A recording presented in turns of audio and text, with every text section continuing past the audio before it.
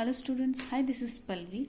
So this is the next video of the chapter theory of demand. So let's start. Movement along demand curve and shift in demand curve. So इसका मतलब क्या है movement and shift in demand curve. So हम brief में पढ़ते हैं. Movement along demand curve refers to a moving up or down.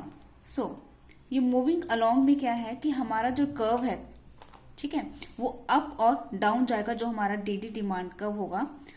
When move down, जब ये डाउन की तरफ आएगा, नीचे की तरफ आएगा, down the curve, it is a situation of extension of demand. इसके लिए हम क्या वर्डिंग यूज करेंगे? एक्सटेंशन. एक्सटेंशन का मतलब है इंक्रीज होना, ठीक है. And buying more in response to decrease in own price of the commodity. Means extension का मतलब कि हमारी डिमांड बढ़ेगी.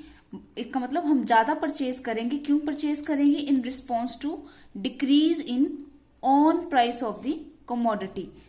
On price of the commodity, ये इंपॉर्टेंट है कि हमारी जो डिमांड है वो बढ़ेगी, लेकिन उसकी वजह क्या है? उसकी वजह है कि own price of the commodity क्या होगी? डिक्रीज होगी. और when we move up, down की बात की, अब हम बात करेंगे अप.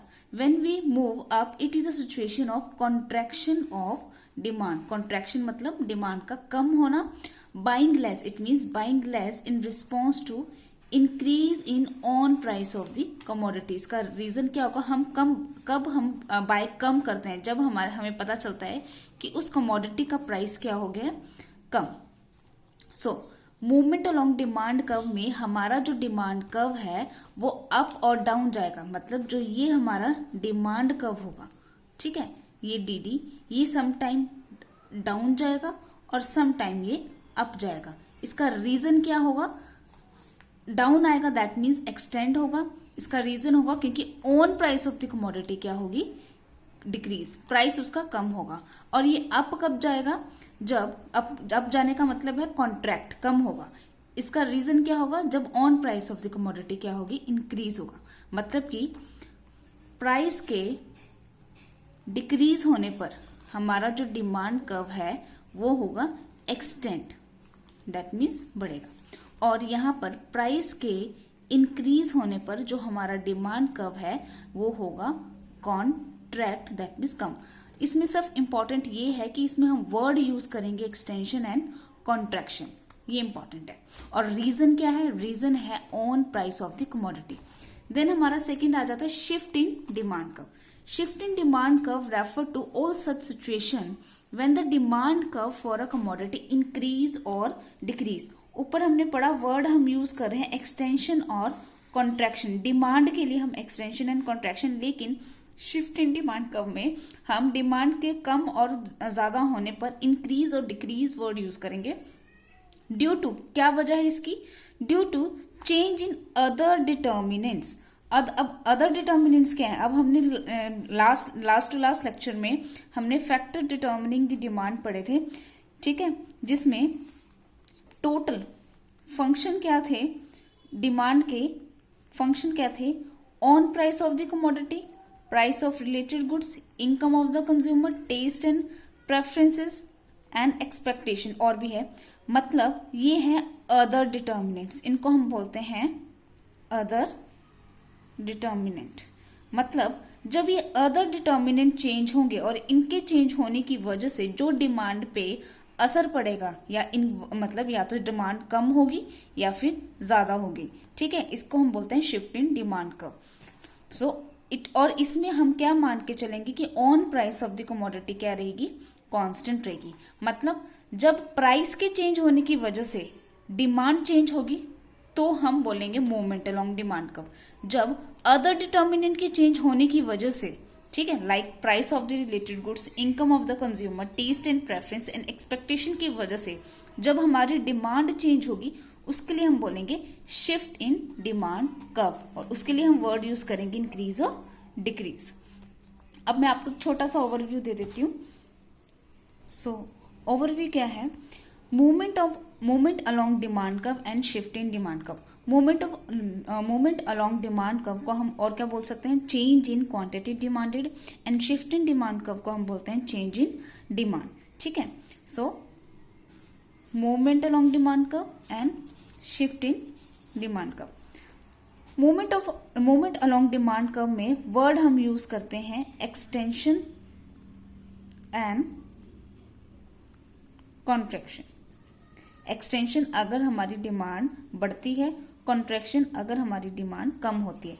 लेकिन इसका कॉज क्या होगा? इसका कॉज होगा डिमांड का बढ़ने का, दैट मीन्स एक्सटेंड होने का कॉज क्या होगा? Decrease in own price of the commodity, own price of the commodity. और डिमांड का कम होना, दैट इज कॉन्ट्रैक्ट होने का कारण क्या होगा? Increase in own price of the commodity. मतलब अगर जैसे अगर मैं इस पेन की बात कर रही हूं, अगर इसका प्राइस डिक्रीज होगा तो इसकी डिमांड क्या होगी? एक्सटेंड होगी। अगर इसका प्राइस इंक्रीज होगा तो इसकी डिमांड क्या होगी? कॉन्ट्रैक्ट होगी। ठीक है ना। और मैं ये मान के चलूंगी, अजम्पशन जो है मेरी, वो मेरी ये होगी, that is other determinants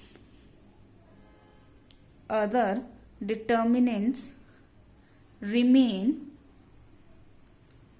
constant.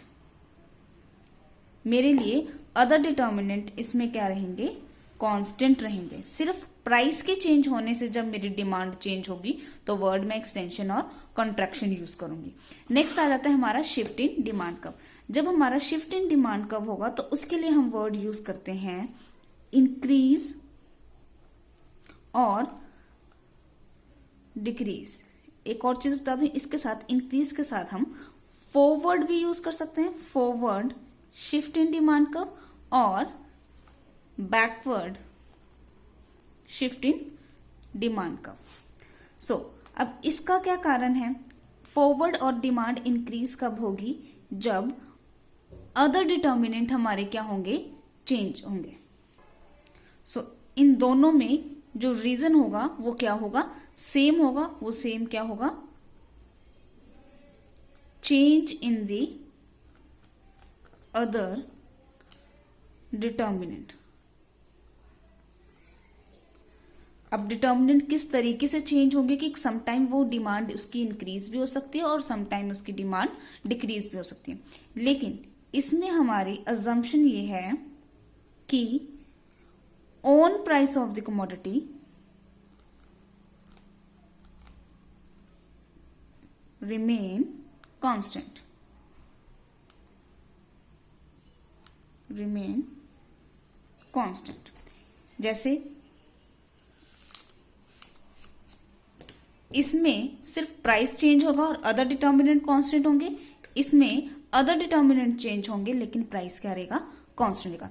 अब मैं आपको क्वेश्चन के थ्रू ये बताऊंगी कि ये कैसे इसका डिमांड कर्व दोनों के बनेंगे। सो लेट्स स्टार्ट। सो हमारा क्वेश्चन है, how does change in the on price of the commodity affect the demand curve. अब देखो इन्होंने क्वेश्चन में बोला है कि कैसे अगर हमारी on price of the commodity change होगी तो हमारे डिमांड कर्व पे क्या अफेक्ट पड़ेगा। अब देखो प्राइस के चेंज होने पर डिमांड पे क्या इफेक्ट पड़ेगा? तो डिमांड या तो एक्सटेंड होगी या तो डिमांड क्या होगी?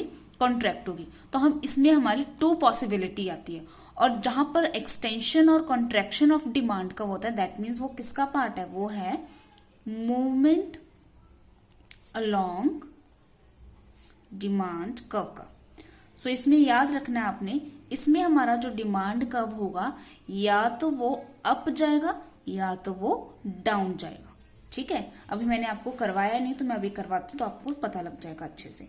तो इसमें प्राइस क्या होगा? चेंज होगा। अब आपको नहीं पता प्राइस चेंज कैसा होगा, वो इंक्रीज भी हो सकता है और वो डिक्रीज भी हो सकता है। तो हम इसमें वही दोनों पॉसिबिलिटी बनाएंगे। फर्स्ट पॉसिबिलिटी होगी कि हम प्राइस को क्या करेंगे? कम करेंगे। फर्स्ट है डिक्रीज इन द प्राइस। ठीक है, like fall in the price.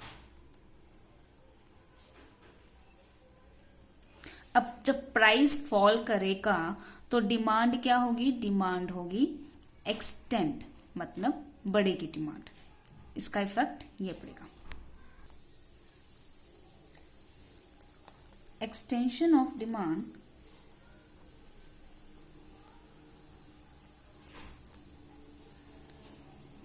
is a situation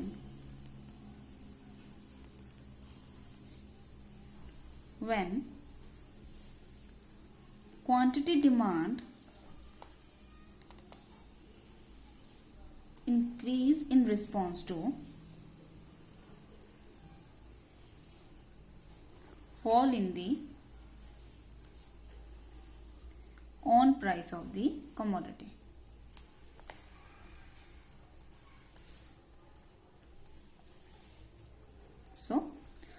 सो हम उसके लिए सबसे पहले बनाएंगे एक स्केड्यूल। ठीक है, ये है प्राइस ऑफ द कमोडिटी और ये है उसकी quantity demanded. Let's suppose easy सी लेंगे terms. If the price is 5, demand is 1। See, price ज्यादा है तो डिमांड कितनी है, 1 है। अब प्राइस 5 से कितना आ गया, मान लो 4 आ गया। ठीक है, तो प्राइस हल्का सा कम हुआ तो डिमांड 1 से कितना आ गया, 2 आ गया। और प्राइस 5 से 4, अब मैं ले लेती हूँ 1 आ गया तो डिमांड कितनी होगी, 5। मतलब प्राइस के कम होने से डिमांड जो है वो क्या होगी, आपकी बढ़ गई। दैट इज क्या होगी, एक्सटेंड होगी। ठीक है, आप इसको इग्नोर करके सिर्फ ये दो टर्म्स ले लो। चाहे when the price is 5, demand is 1. When the price fall from 5 to 1, the demand is increased from 1 to 5. ठीक है, ये इजी रहेगा आपको। सो अब इसके लिए हम क्या बनाएंगे, अपना डिमांड कर्व। तो फर्स्ट स्टेप है आपका, presentation is very important. First step आप ये लिखेंगे, सेकेंड स्टेप आप ये करेंगे, थर्ड स्टेप आप क्या करेंगे, डायग्राम बनाएंगे। सो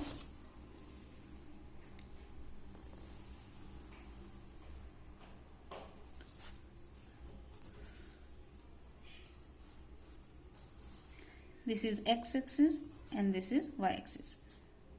x axis, y axis और रीजन, यहाँ पर हम लिखेंगे क्वांटिटी डिमांडेड और यहाँ पर हम लिखेंगे price. This is a labelling which is very very very important.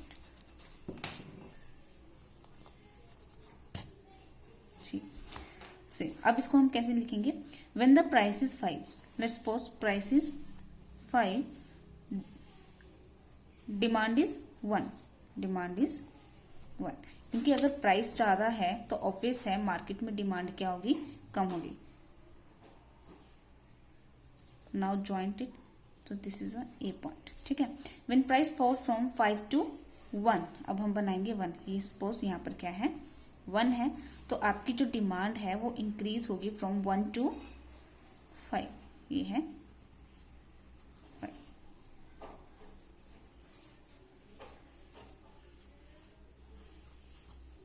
ठीक है, ये है point B. It means price के कम होने से डिमांड क्या हो गई, एक्सटेंड। ये है पॉइंट ए और ये है पॉइंट बी। तो ये क्या आया, डाउनवर्ड। ठीक है, तो ये क्या है, downward movement along demand curve. इसको आप क्या बोल सकते हो, downward movement along demand curve. ठीक है, ये डाउनवर्ड है तो डाउनवर्ड का मतलब ये नहीं कि डिमांड कम हुई, डाउनवर्ड का मतलब है डिमांड इंक्रीज हुई है, एक्सटेंड हुई है। क्योंकि प्राइस के कम होने से जो हमारा जो डिमांड कर्व है वो डाउनवर्ड आया है, वो क्या हुई है, extend. So this is a extension in demand curve. और इसकी वजह क्या है, इसकी वजह है क्योंकि प्राइस क्या हुआ है, फॉल हुआ है। अब हम सेकंड बनाएंगे, डिक्रीज इन द प्राइस। हमने प्राइस डिक्रीज किया, अब हम करेंगे इंक्रीज इन प्राइस। अब प्राइस के इंक्रीज होने से क्या इफेक्ट पड़ेगा? प्राइस के इंक्रीज होने से इफेक्ट क्या होगी? डिमांड, हमारी जो डिमांड है वो क्या होगी? कॉन्ट्रैक्ट होगी, दैट इज कम होगी। सो सेकंड है हमारा इंक्रीज इन प्राइस। सो जब प्राइस के इंक्रीज होने से क्या होगा? हमारी जो डिमांड है वो क्या होगी? कॉन्ट्रैक्ट होगी। So contraction of demand curve is a situation when the quantity demanded decrease. हमारी जो डिमांड है वो कम होगी in response to rise in own price of the commodity. So when the price is 1, demand is 5. When price is increase from 1 to 5, demand will decrease from 5 to 1। मतलब अगर price हमारा 1 है तो डिमांड हमारी ज़्यादा होगी। अगर प्राइस के बढ़ने से 1 to 5 जब होगा तो हमारी डिमांड क्या हो जाएगी? कॉन्ट्रैक्ट हो जाएगी, दैट इज 5 to 1। ठीक है, सो इसका हम क्या बनाएंगे? कर्व।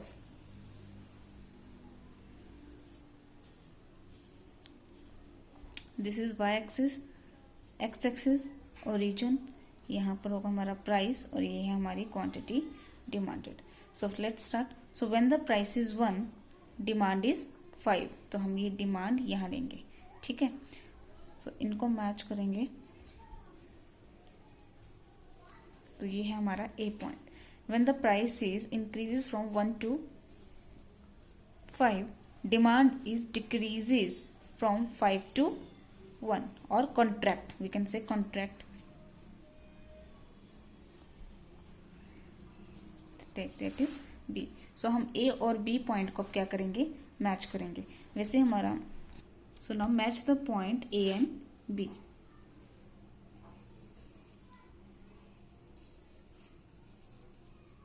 आप इसको रूरल की हेल्प से, स्केल की हेल्प से इसको क्या करो? मैच करो। सो ये क्या जा रहा है? अपवर्ड जा रहा है, that is from A to B.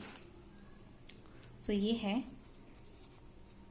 Contraction in demand curve, or you can say upward movement along demand curve. Upward movement along demand curve। तो देखो मूवमेंट अलोंग का कारण क्या होगा? मूवमेंट में आपकी डिमांड या तो एक्सटेंड करेगी या फिर क्या करेगी? कॉन्ट्रैक्ट करेगी। एक्सटेंड का मतलब डिमांड का बढ़ना, कॉन्ट्रैक्ट का मतलब डिमांड का कम होना। ठीक है, और इसका रीजन क्या होगा? इसका रीजन होगा change in the own price of the commodity but and the other determinant remain constant. So this is the end of the video. In a next video we will start the shift in the demand curve. So thanks for watching the video.